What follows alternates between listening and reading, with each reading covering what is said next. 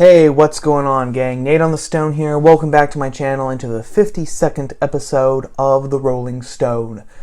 Hope you guys are all doing well. Hope you're staying healthy. Hope that you're staying safe and sane during these changing times. How does the song go? The times, they are a-changing. That's not the right tune, I know, but for the life of me, I can't get it into my head right now.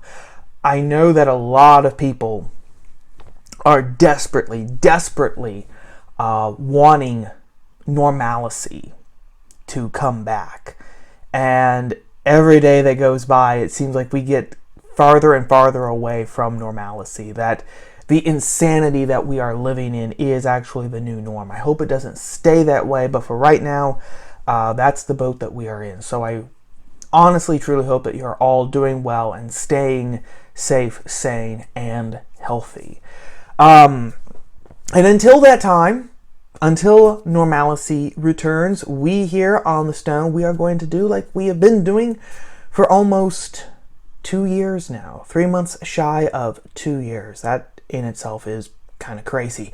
And we are going to keep talking about everything that's going on in the country, in the culture, and in the world. And having said that, our first story for this week, this edition of the Rolling Stone, is about, take a wild guess, Alexandria Ocasio-Cortez. You know, I really should write her a letter of thanks, because without actually doing a count, you know, with all the videos that I've done, but off the top of my head, I want to say that AOC has appeared more often on this channel than any other politician who is currently in office.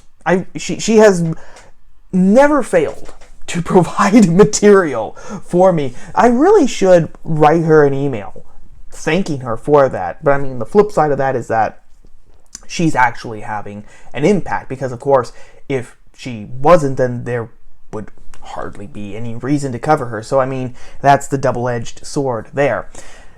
But AOC, what did AOC do this time? Well, if you remember from, gosh, now, a few months back, I think it was the end of January, beginning of February, on the Rolling Stone here, we talked about how AOC was going to be a guest judge on RuPaul's reality show, RuPaul's Drag Race, the reality show about drag queens, right? Where she pledged allegiance to the drag and all of that nonsense, right? Well, the episode where she was guest judging did air. And that's not the story, because we all knew that that was going to happen. We've known since, again, end of January, beginning of February, that was going to happen. What is the story, though, or what leads into the story, I should say, is what she said on her social media after that episode aired, because what she said was a gold mine, okay? She said this, okay, on Twitter: electoralism has limits. Elected officials often don't lead our most impactful societal changes, they follow them. The heroes who lead true change are the activists, artists, organizers, and others who educate, push society forward. Takes both. This is, this is huge. Now, she continued, okay? She continued by saying, it starts with you. Okay, AOC, talking to the drag queen contestants, said, it starts with you. I mean, you're patriots. You are patriots. And I'm so proud of you all, and I'm so proud to live in this country with you. Okay? She also said, another quote, the people who change the way people think are artists and drag queens. And let's not forget who threw the first brick at Stonewall. Okay? This is huge. It's not huge in the sense that what she said is actually shocking, because we all know that this is how she thinks, right? I mean, if anyone was surprised, then I don't think that they've been paying much attention since she flashed up on everyone's radar in 2018. Very surprisingly. What makes this a story, why I wanted to highlight it this week, is because AOC has very conveniently, very generously showed us the playbook of the left. She has shown us how the left is actually going to win what has been dubbed this culture war unless the right drastically and radically changes how it's going to fight it. Now, I've said before here on the channel, I've repeated the line that other people have said, that politics is downstream from culture, right? Culture changes, and then politics changes to keep up with the culture. Culture is what changes politics. I've read a little bit more, and I've thought about it a little bit more, and I think that that actually is wrong. I think now that culture and politics are two parts of a whole. You need both to complete the circle. Because if you think about it, that's just what makes sense. Because politics is part of the culture, and culture is being created, it's stewing, it's being preserved, or it's being changed in a political environment. The two aren't happening in a vacuum. So, culture influences politics, but politics also influences the culture. That's the first point. And AOC sort of gets into that, but what's even more important is where she acknowledges the limits, the very real limits that politics has. She says, elected officials often don't lead our most impactful societal changes. The heroes who lead true change are the activists, artists, organizers, and others, into which category she included drag queens. She is absolutely right, because the truth of the matter is that, especially today, very few people have their minds changed by logical argument. Very, very few people. Now, it didn't always used to be like that. Before, when people's attention spans were longer, when people were a bit more engaged, we were plugged in more into reality instead of social media. Like, I'm one to talk because I'm plugged into social media a heck of a lot more than I thought I ever would be just 3 years ago at this time. But back then, before social media, I guess before the post-World War II era, more people, you could say, could be convinced by pure reason, pure logical argumentation. The historian Alan Guzlo has said in speeches and in interviews that during the Lincoln-Douglas debates between Abraham Lincoln and Stephen Douglas, when the two of them were running for, it was for the Senate, right? There was for the Senate from Illinois. That if you listen to Stephen Douglas for 5 minutes, then you would automatically gravitate toward Douglas's way of thinking, just because he was very good at appealing to emotions. He had very vivid language, not colorful language. He wasn't swearing or anything, but he had very vivid language. He could paint a picture with his words. However, if you kept listening to Lincoln and Douglas, if you listened to them for longer than 5 minutes, if you listened to them for 30 minutes, then you were going to agree with Lincoln, because Lincoln could make such an airtight logical case that you could not escape from it. He would hem you in a sense, with his logic. It would have been a beautiful sight to see. One reason why I wish I had a time machine. However, someone like Lincoln is very, very rare. And again, today, when we don't have that long of attention span, when we aren't that plugged into reality, it's much, much harder. In fact, that's why I think that people like Brandon Straka and Candace Owens are so popular. If you think about it, what is part of the appeal of people like Brandon Straka and Candace Owens? It's that, oh, I used to be on the left, but then I started reading, I started researching, and I just followed the facts, I followed the logic, and now, boom, here I am on the right. I'm a conservative, I'm a libertarian, I'm whatever I am now, I'm not on the left.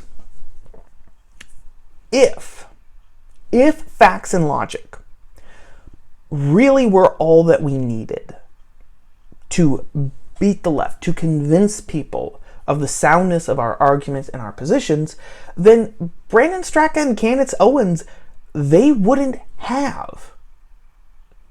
They would not be the celebrity commentators or figures that they are today, because people like Candace Owens and Brandon Straka would be a dime a dozen. That they are so rare that they can start off interviews and talks and podcasts and videos by saying, I used to be on the left, but then I followed the facts and evidence and I moved to the right. Proves just how seldomly facts and logic actually work to convince people. Now, the reason why facts and logic are very, very bad at convincing people is because it relies solely on the brain, on the head, on the mind, right? But we aren't just brains. We aren't just minds. We're also hearts. We are brains and hearts. We are emotional creatures. We are rational creatures, but we are also emotional creatures too. And that's the mistake that the right always makes. Well, it's the mistake that the right has been making for years now. I know that I've talked about this before, but the wunderkind himself, Ben Shapiro, how did he really get into the popular imagination in politics in the United States? It was because of his pithy saying, right? Facts don't care about your feelings, which is 100% true. But feelings also don't care about the facts.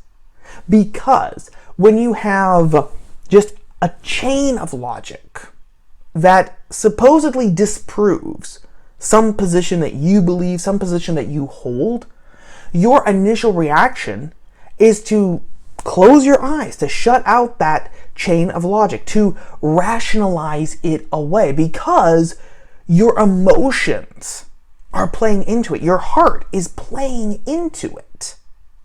So that's why emotions are very powerful. That's why the left plays into emotions so much. They know how powerful emotions are. Now, let's take it a step further. Because we are brains and hearts, because we are minds and emotions, that also means that since we are not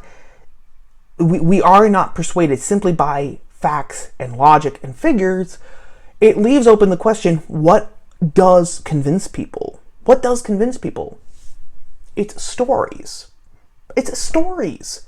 That's why storytellers are so powerful. It's why artists are so powerful. It's why, as AOC said, it's drag queens who are so powerful. Okay, now I completely disagree with her saying that drag queens are artists, because they're not. Because artists, again, supposedly, are supposed to be producing art. And the purpose of art is supposed to be beauty with a capital B. And beauty is the intersection, right, of truth and goodness. And there is nothing in drag that is true. There is nothing in drag that is beautiful. Because drag is a lie, because it says that being a man, being a woman is simply a matter of following these stereotypes. And because of that, it's not good either, because it's saying that, oh, if you just change the stereotypes, then you can change what you are. You can change your perception. You can become what you are not, in a sense. So it's neither true and it's neither true nor good. Therefore, it cannot be beautiful. Therefore, it cannot be a subject of art, if we're going to be completely philosophical and metaphysical about it, okay? However, having said that, this is why artists and storytellers are so powerful? Because artists and storytellers are engaging the mind and they are engaging the heart by telling a story, by presenting us with a visual image, an artistic image of some injustice or of how the world is supposed to be. We have that initial hook into our gut that reels us in, and then we are easy prey for the logic behind it, for the logic that underpins the art. Okay? And that's why the left is winning, because they are master storytellers. You have to give it to them. They are master storytellers. It's why it was such a stupid decision for the right to give up entertainment and the arts and music and everything in the 70s when the new left was coming about. The idea on the right was that, well, if we keep the think tanks and if we keep the state legislatures, and if we keep Congress and the presidency and everything, then everything is going to eventually, turn out okay for us, because we're still going to hold the levers of power. It doesn't work like that. They were relying on facts and figures and logical appeals, or just mere slogans, antiquated, bored, tired out, hollowed out slogans. When the left was telling stories, they were using movies, they were using television, they were using photography, they were using art, they were using music and everything to tell stories. And then oftentimes, when there were reactions to that art, that was woven into a story too. When, I forget his name, the artist, quote unquote, who created the art piece Piss Christ, which was putting a crucifix into a jar of piss, okay? This is a real thing that happened. It's still, I think it's in a museum in New York. Please, someone, if I'm incorrect, tell me in the comments below. There was a huge outcry over this because he got federal money to do that, to work on his art, one of which was this Piss Christ, okay? Through the National Endowment of the Arts and Humanities, this guy, and I'm going to look up his name really quickly, because it's just bugging the heck out of me, okay? But anyway, when there was this reaction, okay, Andres Serrano, there he is, Andres Serrano created the Piss Christ, okay, the crucifix in the jar of piss, and he received money from the federal government through the National Endowment of the Arts and Humanities to help him create this art, one of which included this Piss Christ. And so there was this huge outcry over this in the 80s and early 90s. And then that itself was woven into a story. The left said, hey, look, here are these mean, evil, shallow, narrow-minded conservatives attacking artistic expression. They are attacking the arts. They are attacking artists simply because these people express themselves in a different way. They have a different understanding of beauty. These conservatives, they are being intolerant. They are being unfair, and they are attacking freedom itself, artistic freedom of expression. That was the narrative that was being peddled. And so story and art is so powerful. It's so powerful. You look at really any regime of the modern world. You look at movies in the USSR. You look at movies here in World War II, right? Just as one example, immensely powerful in conveying a message through a story, so that you are getting the message without even knowing that you're getting the message. It really comes back to one of my favorite quotes by C.S. Lewis, which he wrote in an essay that was published in 1932, I believe. It's an early essay by Lewis. But Lewis said, "Reason is the natural organ of truth, but imagination is the organ of understanding." That is as true today as it was back in 1932. 88 years ago when Lewis wrote that. And this is the reason why the right continues to fail. It continues to fail to actually substantially change the culture, because while the right is running around saying facts don't care about your feelings, facts don't care about your feelings, look, here are more facts, here are more figures, oh, here's this study, here's that study, look over here, the left continues to hold tightly the reins of the culture. They still control movies, they still control a heck of a lot of the books. I mean, you look at the children's literature that's being published today, and it is practically all of it, vessels for leftist messages. Take a look at the book reviews in the New York Times for the children's section, right? So the children's literature, and you'll see what I mean. Music, such as with Taylor Swift, who's becoming more and more political. We did a whole thing on the Rolling Stone, I think, about how Ben Shapiro was poo-pooing and basically making fun of Taylor Swift for becoming political, making fun of that documentary about her, making fun of her music videos and stuff, without realizing that music is so powerful at conveying messages. This is why the right is going to lose.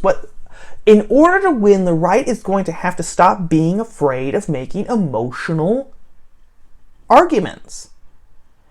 Because the left makes emotional arguments, I think what happened is that the right decided we don't want to be like the left. We have to go to the opposite extreme. So if the left has cornered the market on emotions, we are going to corner the market on reason, facts, logic, etc. You can't do that. You cannot do that and actually get fundamental and long-lasting change. It just doesn't work like that, because you can throw facts and figures and chains of logic at people till the cows come home, until doomsday. And yeah, you might get some people to change their minds. You probably will. But the vast majority of people are not. I mean, that's what we've been doing. We have the proof right here.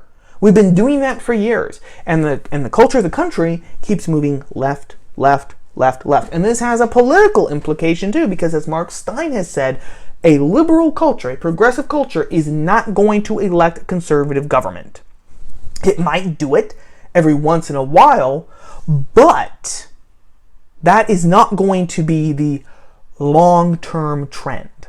So if the right really is interested in substantial change and actually turning this ship around, then it's going to have to actually take what AOC said on that episode of RuPaul's Drag Race, and they're going to have to take it to heart, and they're going to have to realize, activists, organizers, storytellers, artists, those are the people that we really should be encouraging. Those are the people that we really need to be culling and forming here on our side if we really want change, okay? Sure, great. Have people still be commentators, have people still be lawyers, have people still be journalists, have people still be pundits. Great, gesundheit, go for it.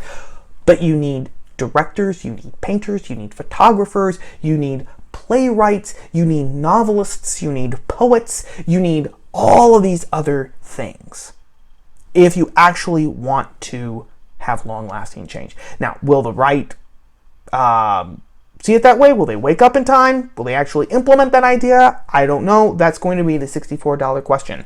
That is story number 1.